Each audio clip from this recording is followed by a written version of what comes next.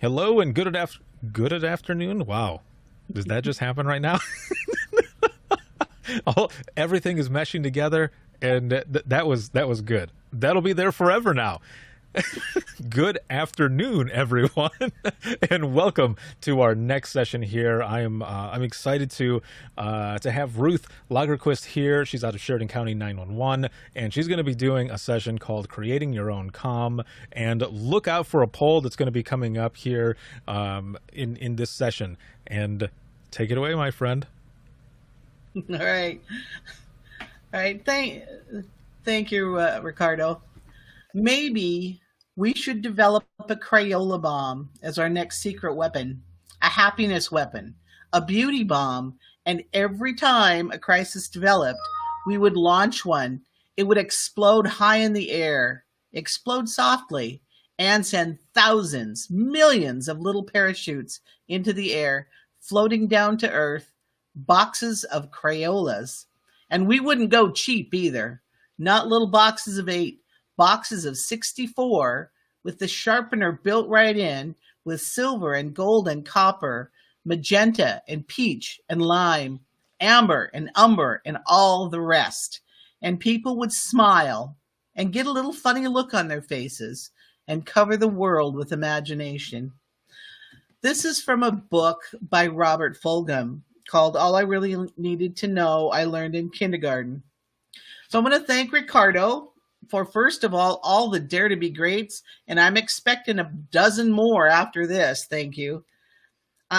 Thanks for taking a chance on me. This next hour may be a good time, or I may spectacularly crash and burn. And I want everybody to know, either way, it's to Ricardo's credit, or it's totally Ricardo's fault. My name, Ruth Lagerquist, and I'm with Sheridan County 911, not in Wyoming. I'm in Montana. I'm currently in my 33rd year at a small agency in severe northeast Montana. We're up there in the corner, touching North Dakota and touching Canada. In fact, we dispatch, our fire department goes up into North Dakota. Nobody can go into Canada. In area, my county is about the size of Connecticut with a population of about 3,600. So we're a larger county, but we don't have very many people in it. And you pretty much know everyone there. We only have one dispatcher on at a time. And of course, we do everything. We dispatch for the sheriff's department. We assist with border patrol, highway patrol. We've got 5 volunteer fire departments and one hospital with an EMS. So I started my career in 1986. I know a couple people have talked about how they got their job. I just needed a job. I needed something to do. So I knew the lady that ran the 911. Actually, it wasn't 911 at that point. It was just dispatch. That was 1986. And I said, Cheryl, I need a job. She says, come on in. It was 2 weeks later when she even had me fill out an application. So when I see everybody's application process, I just kind of have to laugh because that was it. I had a couple weeks of training and there you go. Night shift for you, Ruth. I graduated in the charter public safety dispatcher class number 1 at the Montana Law Enforcement Academy.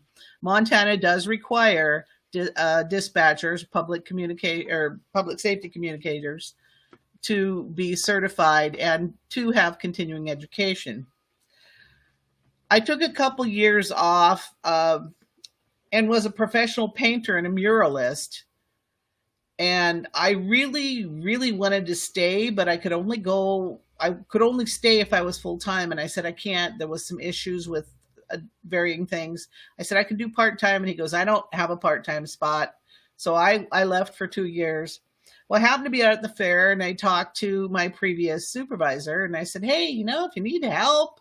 She called me a day later and said, hey, come on up. So I started back in part-time for a few years. And then I've been full-time ever since.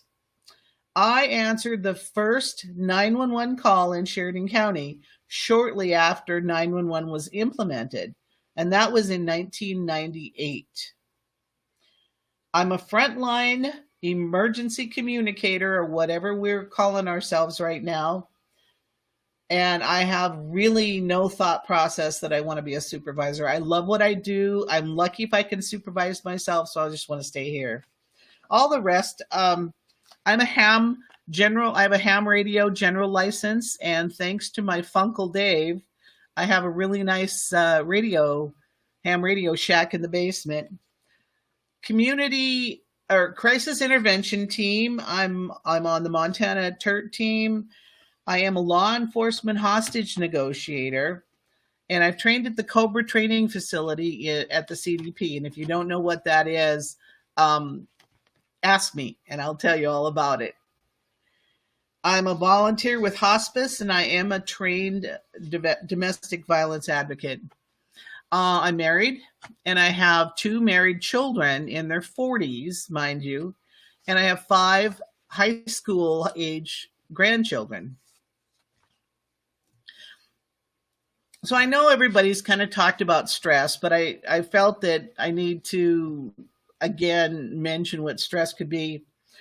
So what is stress, and what are your symptoms of stress? Everyone's different. Do you even know your symptoms? Do you know when you're stressed? So today I want to talk about color and mood and touch on 2 completely different styles or patterns of dealing with excess stress.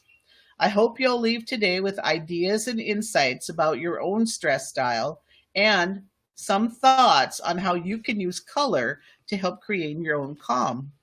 Also, I will be talking about color, so I want to highlight the simplest and most basic of kindergarten tools, the crayons. I have to admit, I just recently found PowerPoint, and I really enjoy color, of course, so I went a little overboard, but meh. At the end, feel free to give me a grade, but remember, in kindergarten, you either pass or fail. So, a little bit about stress.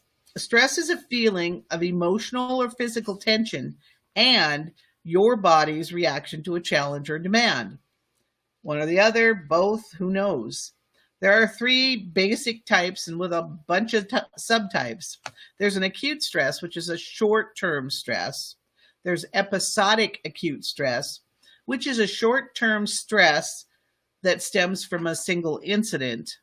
And there's chronic stress, a long-term accumulation of stress, be it low level or high level. In our line of work, we often experience all 3, and we all know and experience fight or flight response and the adrenaline jumps during calls. And we also know how the constant stress can eventually take a toll on us. Stress is really fine, and it's a normal thing. It keeps us on our toes and helps us focus on the task at hand, and really can be good until it interferes with your ability to do what you want or need to do, or you cannot control your response to it. Excess stress can manifest in different ways. We have the physical stress with aches and pains, too much sleep, not enough sleep. You could be tired either way. You'd have headaches, you could be dizzy, maybe shaking. There's muscle tension and jaw clenching. Your teeth can be hurting from that jaw clenching at night, and you don't even know it. You could have digestive issues or chest pain or even a racing heart or high blood pressure. Emotional symptoms, agitated mood, anxious, moody, just some of everything. There could be personality changes. Someone that is normally happy and ready to go could all of a sudden be withdrawn or upset or angry. A lot of times it does manifest in poor self-care. They stop caring about what they look like. They stop caring about their clothes. They stop showering. And eventually a feeling of hopelessness. And we know where that can go. I have a delayed manifestation of acute stress 3 to 5 months after a very, very important, hard, usually personal stress. My hair starts falling out and it'll fall out for months, which my husband absolutely hates because he hates vacuuming it all up. Also, I have carpal tunnel from using a mouse in stressful situations. So I try not to use the mouse at work. I like to use the command line or keystrokes. Okay, what causes your stress? Well, there's many things and many stresses. Work can cause your stress. I mean, the job itself is inherently stressful. The types of calls, the types of callers, coworkers, or administration can cause stress at work. Or maybe even just trying to find your own place in the agency, your nice little niche that makes you feel comfortable. Families, of course, families can cause stress. They all have problems. We used to watch a soap opera in the 1970s up here. We had like 2 channels. And my husband had come home for lunch and he loves the TV, so he'd flip it on. And the one he'd watch is Days of Our Lives. And I kept thinking, that's ridiculous. There's no way families are like that. And the older I get and the more I live and the more the families evolve, we realize that, yeah, families are like that. You've got the mean ones and the happy ones and the dumb ones. And the thing we haven't had yet in our family is an unknown twin that we didn't know about popping in unexpectedly, and no one's died and come back to life like they do on TV.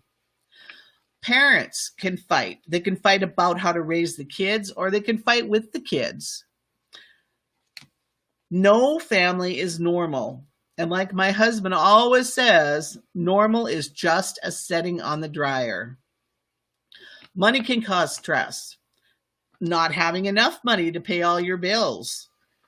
Spouses, quite often spouses will fight over their own spending style. One wants to save and one wants to spend, and there goes all the money and we should have saved it for our house.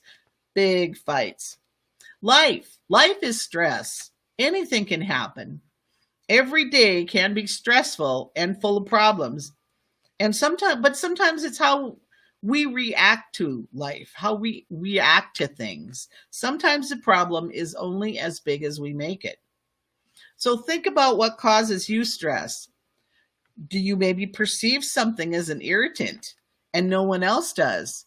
That guy over there in the corner tapping out some sort of rhythm with his pen. Maybe that really bothers you. Maybe the guy next to you really enjoys it because it's one of his favorite songs. One thing that could cause stress, of course, is texting.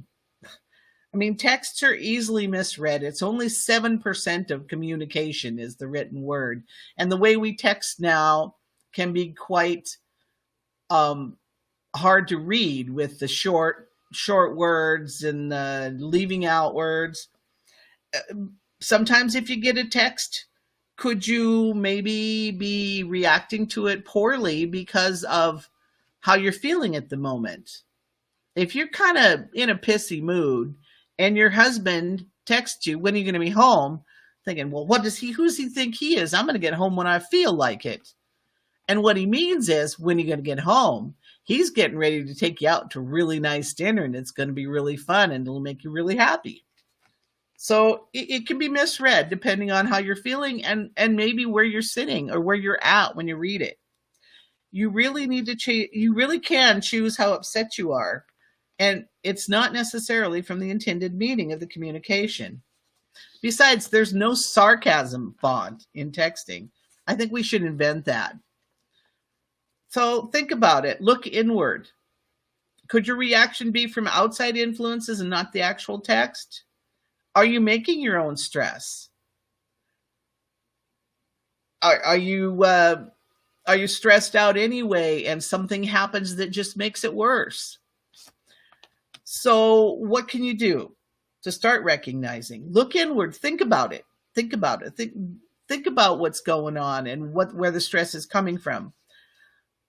Also, realize there is no such thing as human perfection.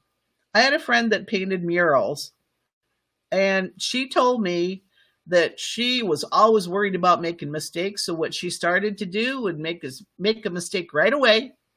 Then all the stress is off of her and she can enjoy painting the picture on the wall or the flower in the corner.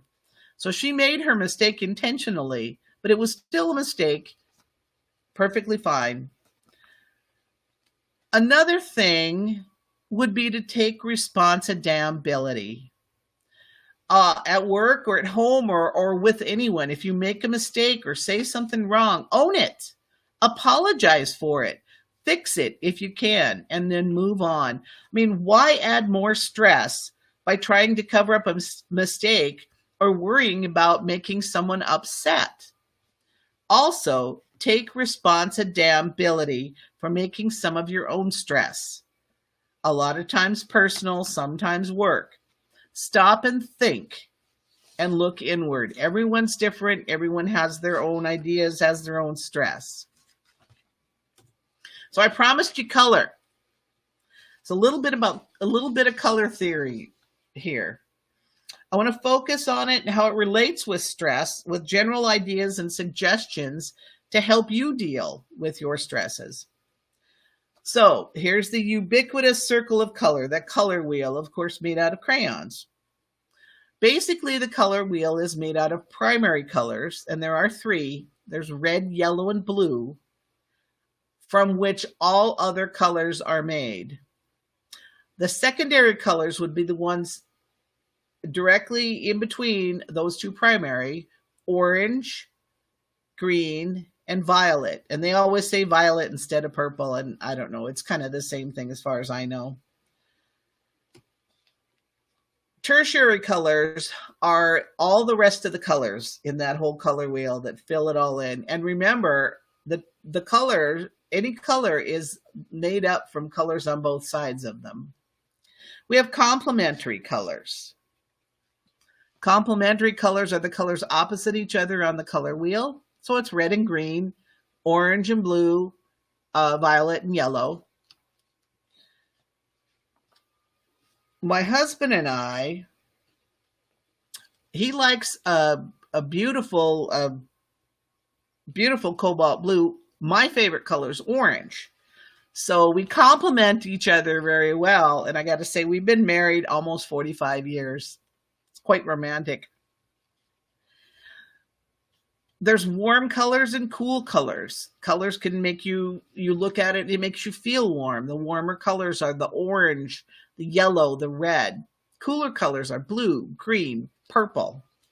Often, we lean towards either warm or cool colors for our favorites. You might even have a favorite in the warm and in the cool section. White isn't really a color, and black isn't really a color. They are achromatic. White is where all the wavelengths of light are reflected and scattered, sending the colors away. Black is where it absorbs all the color, all the bands of light and all the colors. Basically, black and white are without hue. There's no color to them.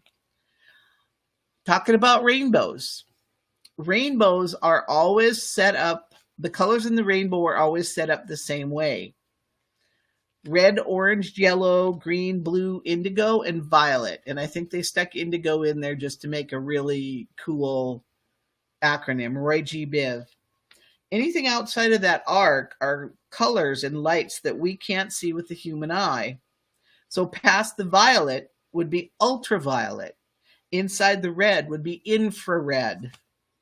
So do you have a favorite color or a favorite crayon? What is your favorite color or favorite crayon or both? If you have one, pop it in the comments section. My favorite color, of course, is orange. Secondary would be purple or violet.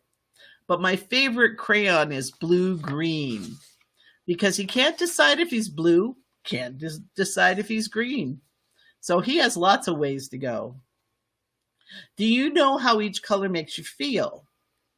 Sit sometime and think of each color individually and how you feel about each one. What makes you happy? What makes you sad? What will perk you up? And what makes you quite unsettled? We all see color differently too. My dad and I always disagreed on color.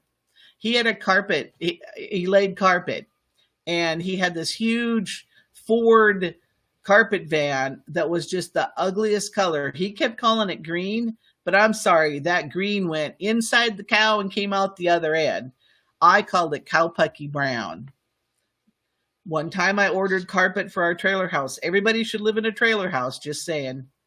And he called me up and said, I'm coming with your carpet. It's that gold one. And I said, no. It's the apricot. It's not gold. He says, no, it's gold. No, it's apricot. He says, I'm sure this is the one. It was the one. He just thought it was gold, and it wasn't.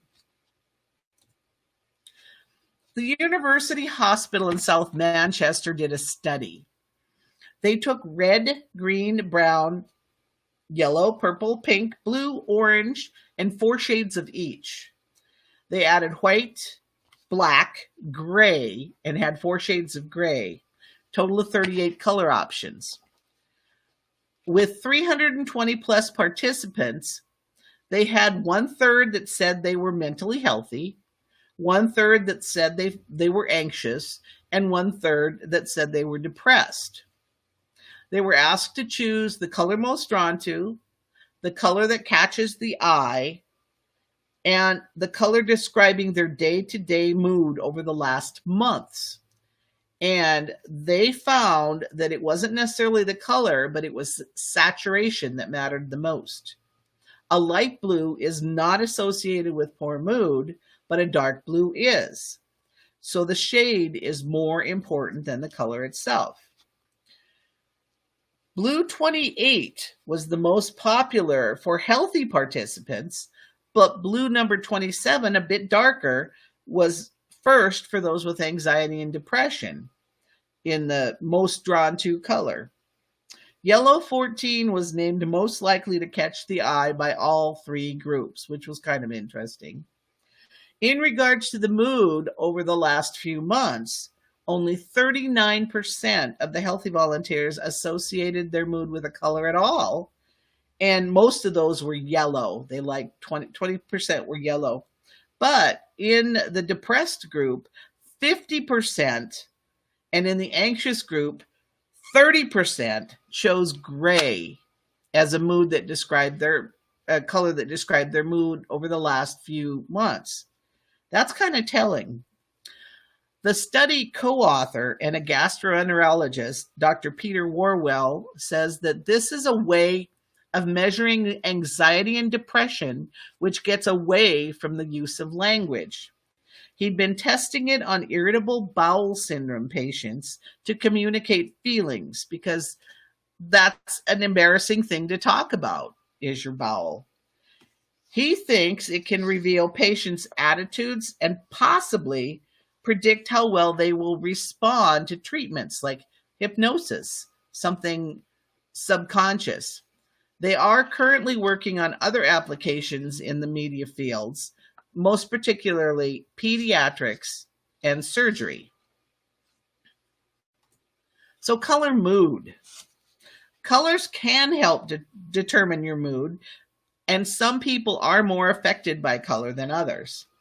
Some stressing colors, red, is stimulating and increases the heart rate, increases breathing, activates your pituitary gland, and makes you feel hungry.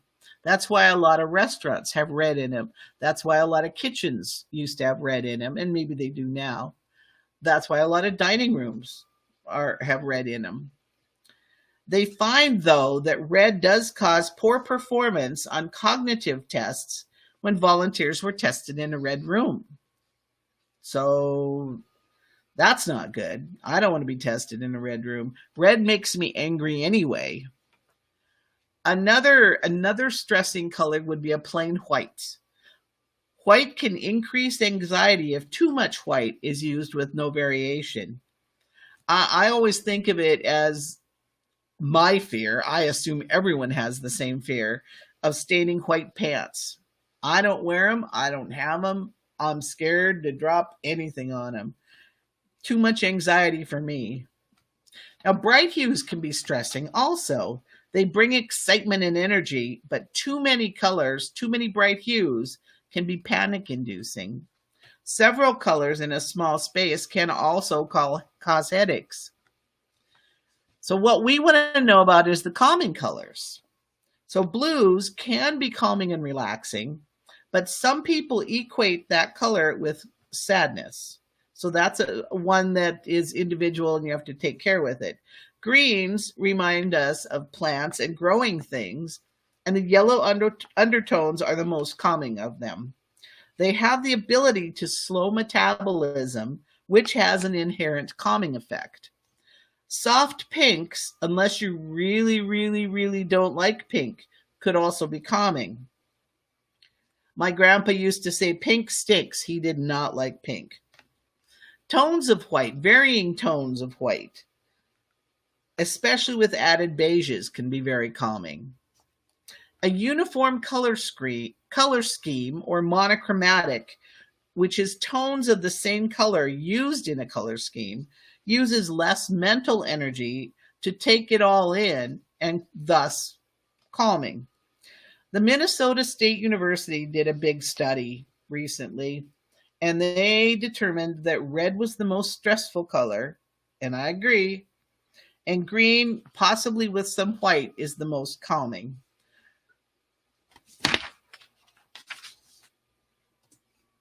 So, what's your color? Do you want to be serene, stimulated, sick, silly, starving, stressed, smiley, or somewhat neutral? You have to decide that. So in my house, I have lots of color.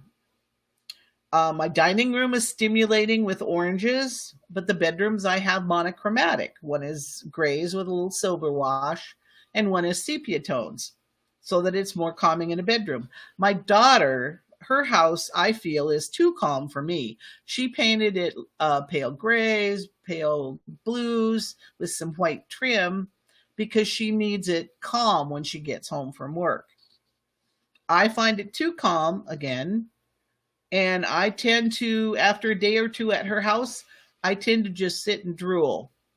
But it does make me feel better knowing that I drool out of both sides of my mouth, because then I know I'm level-headed. We have rental properties up here in severe northeast Montana because it gets cold in the winter. It's 20, 30 below for a month quite often. So I use warm neutrals, a nice warm yellowy beige, so that it makes the house feel warmer. They can go outside if it's hot out. In the south, southern porch ceilings are quite often painted a haint blue, which from what I understand is a sky blue with a little bit of green added. And that's to keep the ghosts out of the house. I don't know if that's true or not, but I painted the eaves under my sister's roof a sky blue because I read somewhere that keeps the wasps from building nests. And I got to say, that does seem to work. They think it's the sky, so there's nothing to attach their nests to. It worked for us.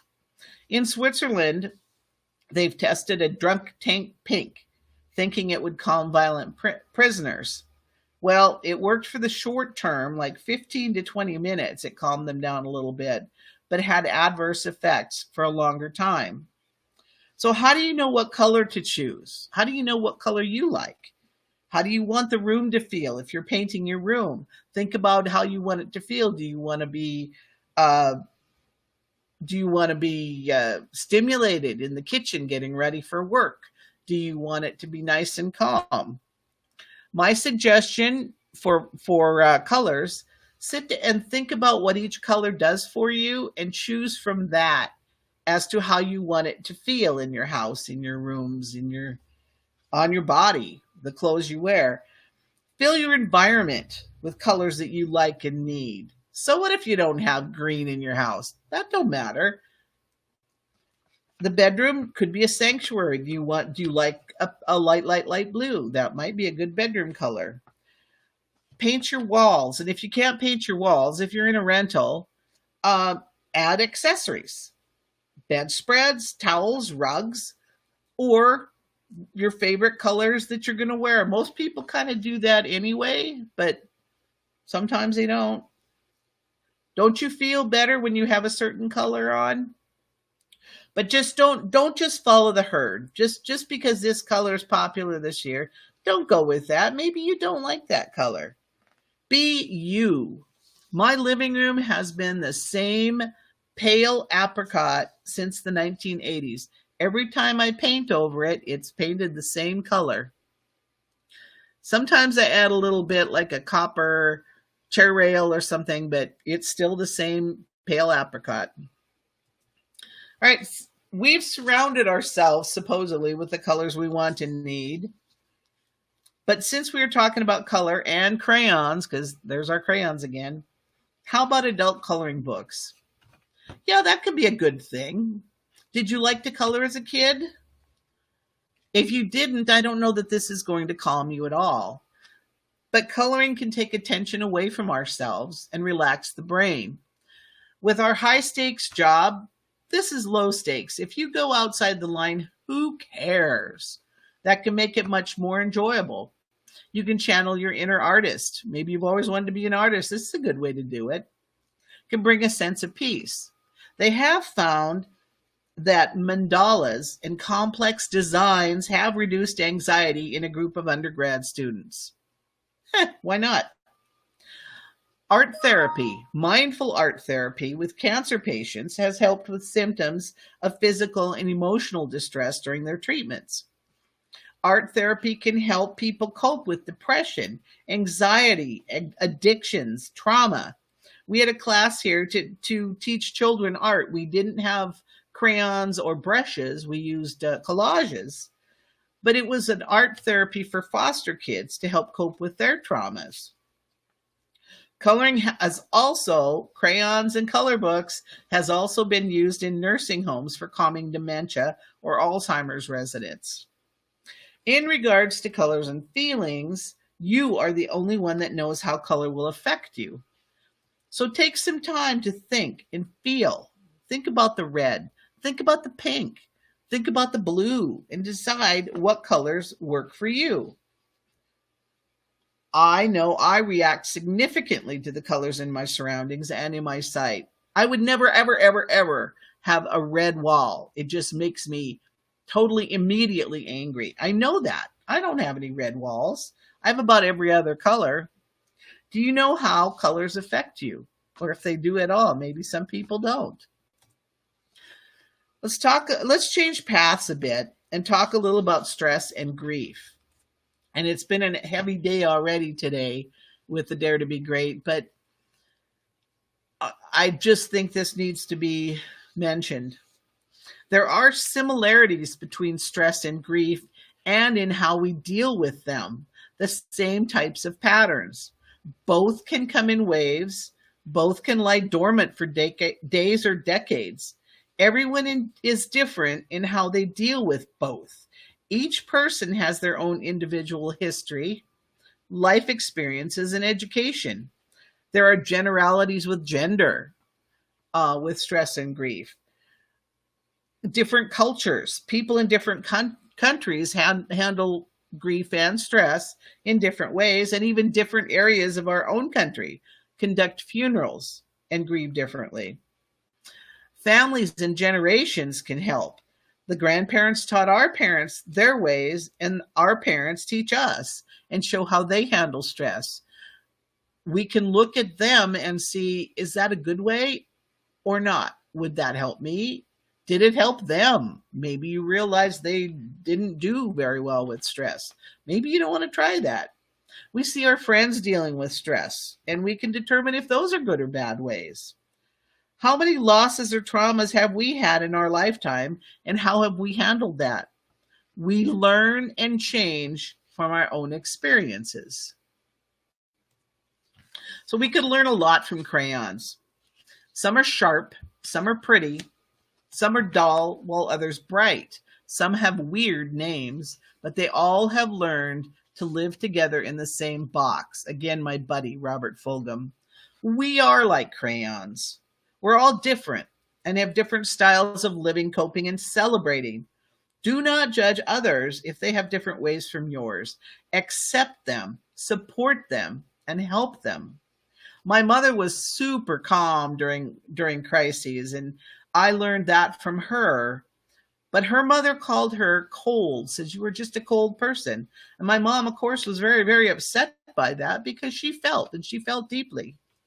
Grandma Nell did not understand that that was mom's way of dealing with stress in life, and wasn't a woman's way of dealing with it. There goes the gender again. So I want to talk about a couple different styles of stress relief and grieving. Generalizing and simplifying. This isn't all the information that these people give you, but I want to give you something to think about in your own journey.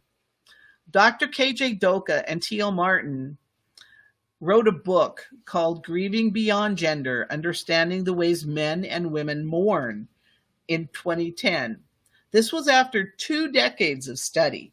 They came up with the idea that there are 2 different styles or patterns of dealing with grief and stress. And this was something kind of new.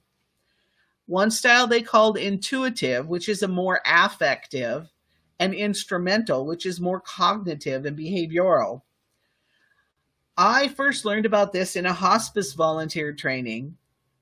And the more I listened, the more I understood, and a light bulb went off in my head. I finally understood my style of grieving and stress. I'm going to give you a quick explanation of the 2 styles really quickly, and we'll have a poll later. So listen carefully and see if one or the other seems to strike a chord in you. So the intuitive style, mainly female, and it's a very feeling style. They called it, in the book, they called it the heart style. This is, in counseling, this is a bias as being the normal approach to grieving. There's an intensity of expression, often at the expense of normal functioning. They talk about it like I felt, I cried, I screamed. They discuss waves and waves of emotion, and many said it was helpful to find someone to help sort or explore their feelings. They do well with support groups, therapy. Maybe they want a confidant instead of a support group. Journaling is quite helpful. Public emotions. The people with the intuitive style, their emotions are a little more public. They're the ones that are crying at funerals. Not that everybody can't cry at a funeral. They're more active on social media because that affirmation and acceptance is something that they want, or they really, really need. Or maybe they just need someone to say, it's okay, you'll be fine.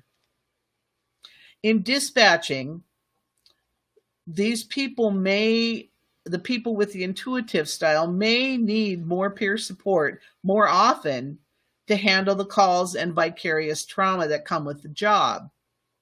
I do think there are many more dispatchers than ever before that fit into this category. And there's been much more information and training available these last few years. Leadership, in the past, leadership didn't have the tools to help and keep these type of stress and grieving people style. Since there's been so much more, and you look at the social media, the 911 Wonder Women, the mindfulness and the wellness, and much more information on stress, dealing with stress with this style, I'm not really going to say too much about it. This is pretty much it. I'm going to talk more about the other style, because all the information and training I've been seeing recently didn't seem to speak to me at all. And I found it not very useful for myself. For example, the University of Washington has a free training. It's over the course of, I think, 7 weeks. And each week you have an exercise. Well, 1 week was the mindfulness exercise. They said, get a bite of food. So I have a friend that makes these wonderful crispy breadsticks. So I had one of Kay's breadsticks, a little piece. And I was working, and my supervisor kept wandering through as I was doing this. And she's like, what are you doing? And I explained it. So I'm looking at it, and you have to think about who made it, what they use to make it, what they put into it, the ingredients, look at the color, smell it, lick it maybe, think about it, think about how it's going to taste, think about how it should taste, think about everything. This mindfulness is supposed to be I think a 7-minute exercise. 30 minutes later, because I had to keep setting it down and answer the phone, handle the calls, pick it up, start again, my supervisor wandered through and she said, I would have just ate it. So the 7-minute exercise took me 30, and in the end I ate it anyway because that was what you're supposed to do. But a funny story is she had her toddler watching TV just a few weeks after that, because we'd talking mindfulness, not mindfulness. And on the Disney Channel, Goofy or Pluto, I can't remember which one, was the Swami, and he was teaching the student, Donald Duck, the ways of mindfulness. And the comment, the quote that she remembered from the Disney Channel was, see the baloney, be the baloney. So yes, mindfulness can be very helpful. The other style is an instrumental style, predominantly male, mostly men have this style. It's a doing style rather than a feeling style. And in the book, they call it a head grieving, head stress. This can be judged as not being the normal approach to grief and stress. I think this style was more the norm for dispatchers in the past because they didn't have to do as much work. They hired them to be calm and handle their own emotions. That's what they hired them to do. Now that we have a lot more education and information, leaders can hire the instrumental people, and they make wonderful dispatchers. I mean, I'm not saying any style is better than the other, but in the past, 30, 40 years ago, this is what they had. They seem to others as quite stoic, and they look like they're not really dealing with their loss or their stress. They talk about stress in a physical or in cognitive ways. I thought about it a lot. I felt I was punched in the stomach. They value personal control and self-reliance, quite often handling it all on their own with any outside assistance. There's a lot of internal processing and sometimes meditation. Meditation doesn't do a thing for me. I can't shut my mind off enough for meditation. They like to do things that help with their stress. They educate themselves. They fix things. One example was a father whose son had died in a car accident, fatality, gone off the road, through the ditch, through a fence, and that was it. So while mom was dealing with her grief in her style, the dad went out to the hardware store and he got boards and screws and nails and paint, and he fixed the fence because it was something tangible that he could do that helped with his grief. Some examples of doers would be like Nathan Lee with the Denise Amber Lee Foundation and focusing on quality control. Hank Hunt with the Carrie Hunt Foundation, getting Carrie's Law passed. Kyle Plesh family, Answer the Call Foundation. Do your best and focus on training. These people are working to make things better as a result of a very traumatic loss for themselves. In dispatching, most times, these people with the instrumental style can handle stress and vicarious trauma by themselves, but they can crash fast and unexpectedly. And that's something that leaders and supervisors need to kind of keep watch for. In the past, they'd just be done. Okay, that call came in. It may not have been a really tough call for anyone else, but that was it. I quit. I'm done. This was where my light bulb moment came in. I found that I deal with stress and grief like a man. So now if Ricardo could stick that poll up, I'd like to see how many might think they're the intuitive style, or how many might think they're the instrumental style, heart or head, or do you have a mixture of both styles? Or do you not know? Do you have no idea what you might be? Thanks, Ricardo. So I'm going to talk a little bit about the instrumental style, because there is so much on the intuitive style. So ideas to help someone with instrumental style deal with their stress or grief would be training or helping. So the more I found, the more I learn, and the more I know, the more comfortable I feel that I know what to do at work, thus less job stress. So that has helped me immensely with my job stress. So education is absolutely awesome. I am the queen of free online training. I tell you what, I have a list. I've been hoping to put it into a spreadsheet, but I have a list that I wouldn't mind sharing with people, but I really don't want to email everyone. So maybe Ricardo has some way we can put that somewhere. I think it's a Word document. But there are many more free and low cost of virtual trainings and conferences than ever before. Dare to be great. Another thing is know your equipment. Know how it works, what to do if it crashes. That's why I took a part of the reason I took the ham radio general license test. So I know about radios. I know about how radio waves work. If you know how these things work, you can help to troubleshoot problems when they happen, and the fixes can be quicker.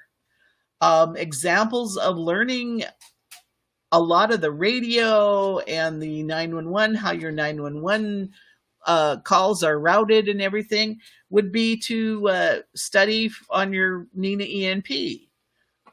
And with leadership, add leadership in there, and then you have the APCO RPL or the CMCP or things like that. Another way is to know your resources. What is available, who to call, and what might you need for a call. Think ahead. Be a Boy Scout. Their motto is be prepared.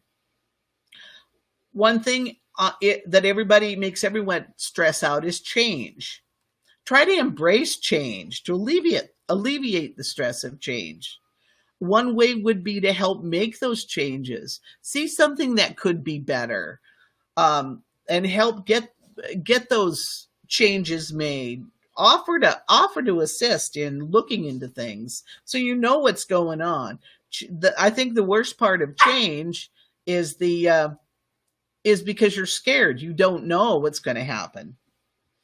Be a mentor or work on a SISM team. Helping others deal with stress and grief can be helpful to you. Now, these are all suggestions for your work setting, but what can you try at home? Hobbies and interests. I love hobbies and interests. They keep your hands busy while your brain can work through issues. And here's my list here. And I've tried everything on this. Can't say that I've been fantastic on anything. But 6 years ago, I thought, I've never been on stage. Maybe I should join the local dinner theater group. So I did. And I had a nice bit part on Goldilocks Goes to Trial. I was the mad scientist that talked about the broken chair and the leftover oatmeal. I learned to blow glass. I've blown glass in New Orleans. I've blown glass in Montana twice. I know how to do it. I can't afford it, and it's hard on your body, but not going to do it. I love watching birds and astronomy. I mean, that's fairly simple. It doesn't have to cost an awful lot. I'm always learning something new. I decide what I want to make or do when I learn how to do it. I wanted to make a tatted thing for a collar one time. So I found a little lady in town that knew how to tat. She showed me about 3,000 times. I didn't get it, so I had to go to an article that taught me how to tat. This was back in the old days where you could not Google it. I wanted to make little Christmas ornaments look like two little mittens. So I learned to crochet. I wanted to make booties for my grandkids. So I learned how to knit the booties that were just like the booties that my great grandmother knitted for me way back when. Quite often, hobbies and interests can direct your energy away from stresses until you can deal effectively with that stress or that grief. Do something outside and away from work, either alone or with others. And sometimes you should do something that scares you. Get out of your comfort zone. Maybe do a presentation, like for the first time, like on a virtual conference, a national virtual conference. Not that I'm saying that I am. Faith, friends, family, and pets. Family, you can't necessarily tell them what's happening at work, so that may be helpful to help you relax by getting away from it for a bit and not talking shop. Oh, kids can help with stress, immeasurably. Hug, read to them, play games, or just watch them play. Their innocence may help in your own healing. Friends, some people have lots of friends, and some just want one to talk to. My husband says he has refrigerator friends. These are the friends that he can just walk in their house, go straight to the fridge, grab a beer, and they don't have to offer him one, and he doesn't have to ask. They sit down and visit, and they're refrigerator friends. You might want to be with a group of friends to socialize. Get-togethers can be good, but watch the alcohol. Do not use alcohol to cope. That will put you down in a spiral. Pets. This here is my puppy Polly, and you probably heard her barking just recently now. No matter what happens, dogs always seem to be happy to see you. I have a parakeet. His, her, we haven't quite decided if it's a he or a she. His name is Jojo, and I just love to listen to the bird twiddle sound, the tweets, and it just makes me happy. If you like cats, enjoy whatever cats do. I'm highly allergic to cats, so I don't have a cat. Do you have an office pet? Maybe you can get one. We discussed an office pet and finally came up with a hedgehog. We named him Quilly Wonka, and he's not super cuddly, but petting animals has been proven to lower blood pressure.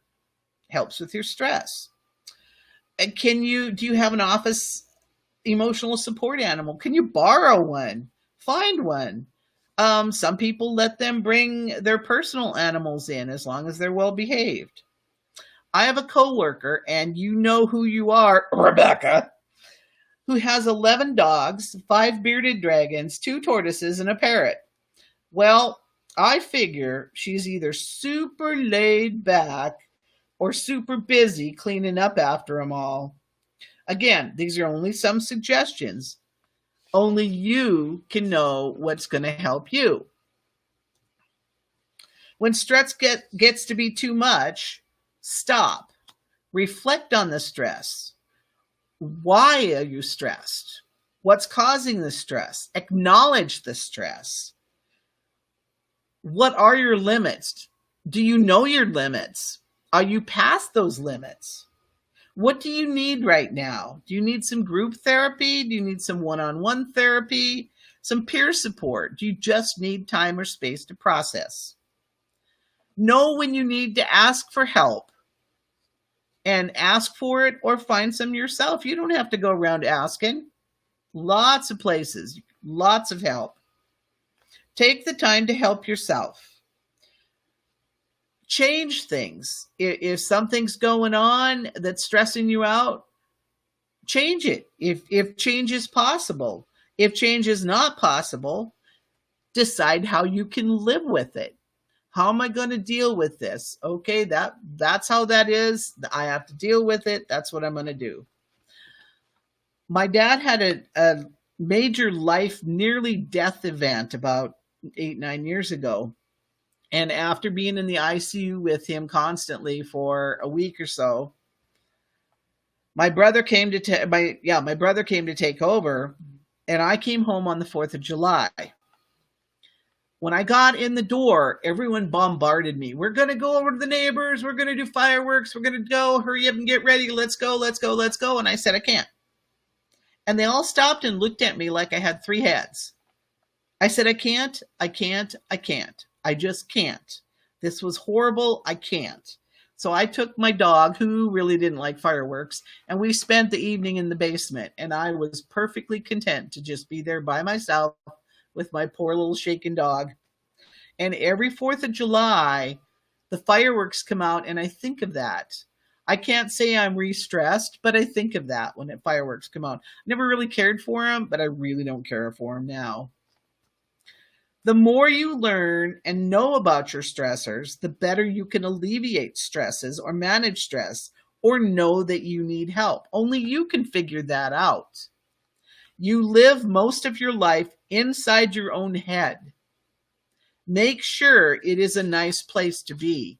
Put the work in to make sure. Now, I want to talk about Safe Call Now. It is a free referral service, and I'm sure there's many more available.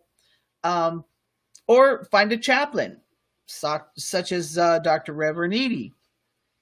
Safe Call Now was established with the idea that no first responder, medical professional, or emergency professional should have to face a crisis alone.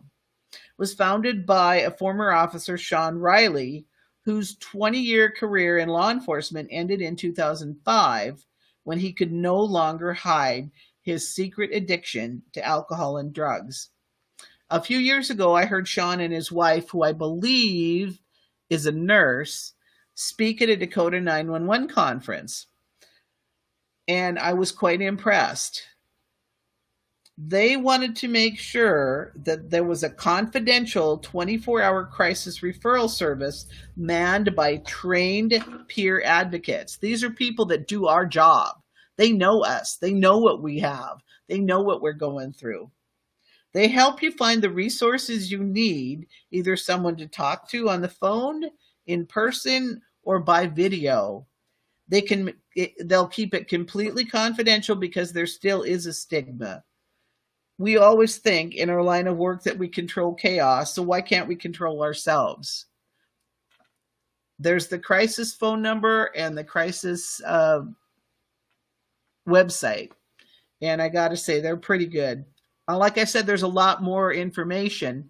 Nina has the wellness continuum. Thank you. Roxy, I didn't realize you were in charge of that. So there's the website for the wellness continuum. I want to talk to leaders and supervisors. Be ready when someone needs help. Be ready with SISM, peer support, or just to listen to them. And sometimes they just want to vent, and then they're done. They're fine. Know your agency's psychology service policies and be attentive and watch your people. Sometimes they just need to be asked, are you okay? Can I help you with something? There are no simple answers for all. Sometimes it does take imagination to be sure your people are okay. And this is not just after critical incidents, because the damage may be cumulative and it may be slow to come to a head. Nina does have a standard, too, for leadership that talks about the 911 acute, traumatic, and chronic stress management, things you can do there. So yeah, I'm not a psychologist. I got a little psychology in college, and I had a lot of art in college. I've had years of experience finding what works for me. My favorite quote by Robert Fulghum, and I've got it posted everywhere because I can never remember the whole thing, is live a balanced life, learn some and think some, and draw some and paint some, and sing and dance and play and work every day some.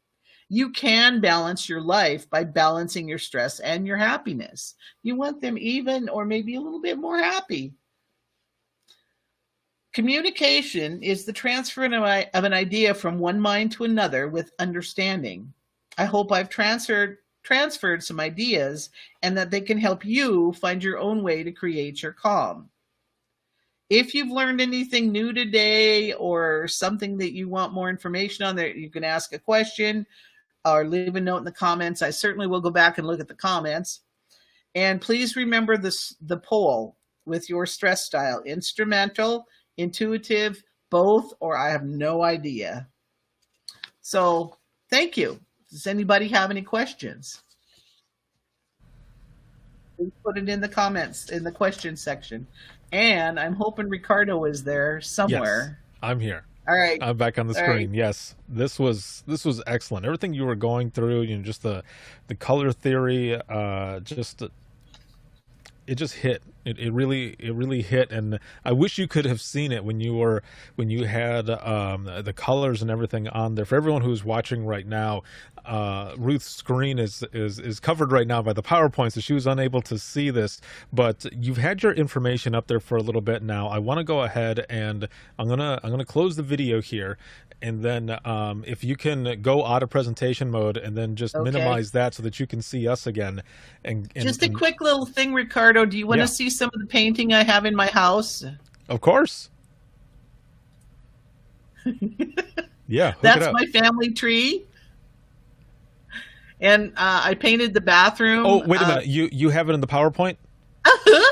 Oh, if you could. Okay, so share it again then. I'm sorry. I had already taken it down so that you could see everything. How do I that's share in the it comments. Again? You'll just have to go back to where you and I are at, and then hover over your frame, and then click on the computer with the arrow on it to share the screen again. Okay.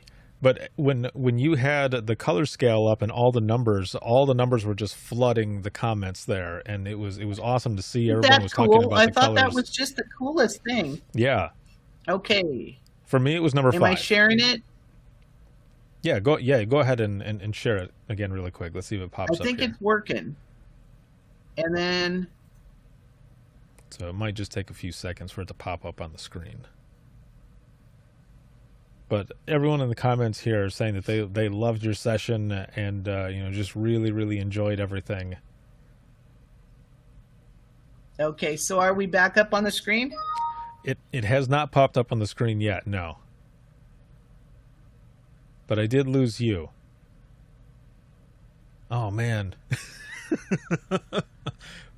Well, let's see. We'll see if Ruth comes back on here in a second. But if not, she is also in the Discord community, so make sure to join the community there. And it looks like it just completely dropped her.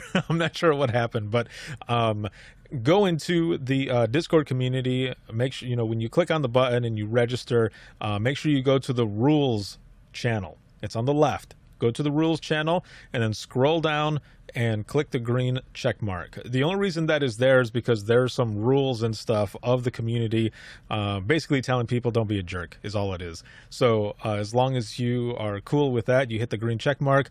All of the channels will open up on the left side.